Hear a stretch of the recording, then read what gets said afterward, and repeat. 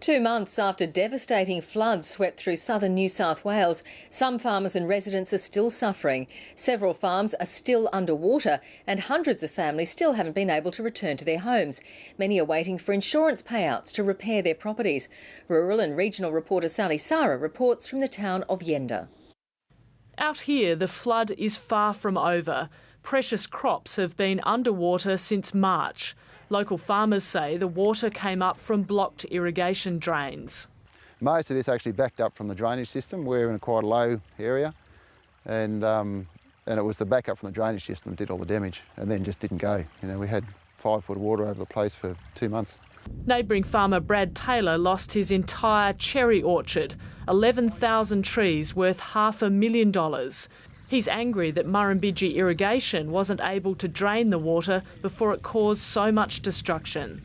I suppose the frustration is the last couple of months where we've just been unable to get across the ground to do anything and assess the damage and to try and move on from it.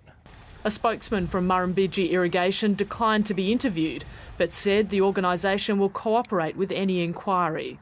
The farmers here have not only lost their summer rice crops, but won't be able to plant for the winter either. Well, 2 months after the floods, the water has dropped, but there's still quite a bit in this area. At this time of the year, this paddock should have a wheat crop, but this year at least, the winter cropping season is a write-off. This is what the nearby town of Yenda looked like at the height of the floods in March. The new wing of the local preschool was finished only 5 weeks before the water hit. Now it's unusable. More than 200 families have left the town because they're unable to return to their flood-damaged homes. 90-year-old Phyllis Mott is one of the residents waiting for an insurance payout.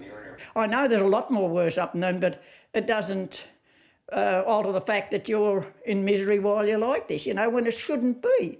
Why don't they tell us whether they're going to pay or not, you know, but they won't. Mrs Mott says the floods were the worst she's ever seen. She hopes the community will start to rebuild.